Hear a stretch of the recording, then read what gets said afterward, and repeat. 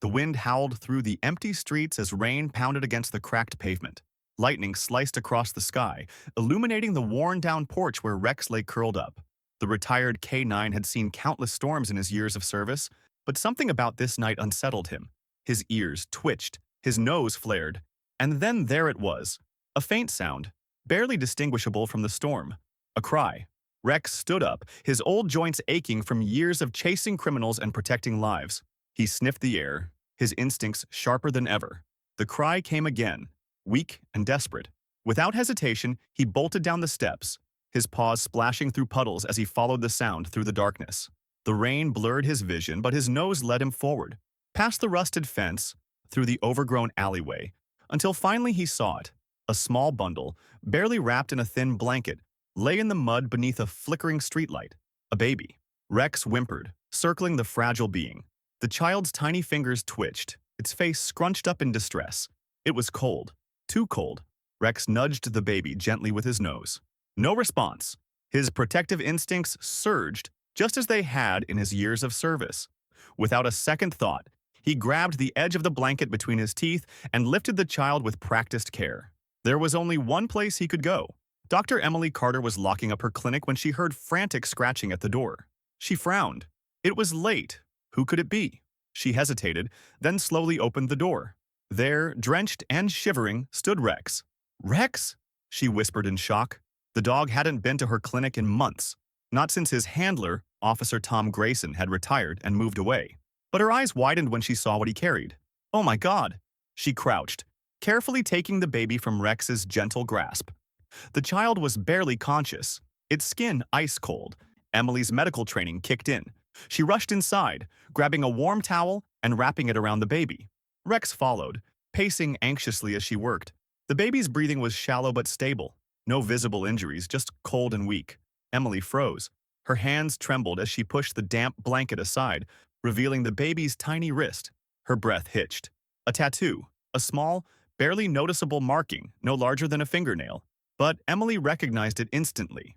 She had seen it once before, years ago, on a case that was supposed to be classified. "Number it can't be," she whispered. The storm outside raged on as Emily frantically searched through her old files. She barely noticed Rex sitting by the baby's side, his golden brown eyes watching her every move. She found it, a report from nearly 5 years ago.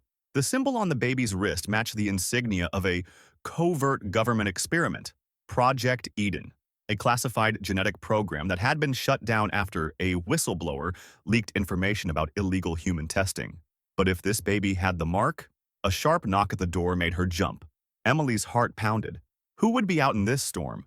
She peeked through the window. A police car. 2 officers stood outside, their uniforms soaked from the rain. One of them, a tall man with piercing blue eyes, scanned the area impatiently. Emily hesitated, then cracked the door open. "Dr. Carter?" the officer said smoothly. "We received an anonymous tip about a baby found in this area. We'd like to ask you a few questions." Emily's grip tightened on the doorframe. How did they know so quickly? Behind her, Rex let out a low growl. She glanced at the baby, still sleeping peacefully on the examination table. A terrible feeling settled in her gut. Something wasn't right. Emily forced a polite smile. "I haven't seen any baby, officers. Are you sure your information is correct?" The blue-eyed officer tilted his head, studying her. "Mind if we take a look inside?" Rex moved in front of the baby, his growl deepening. Emily swallowed hard. I'm sorry, but unless you have a warrant." The officer pushed past her. Emily's heart lurched. She had no choice. In one swift motion, she grabbed a syringe from the counter and plunged it into the officer's arm.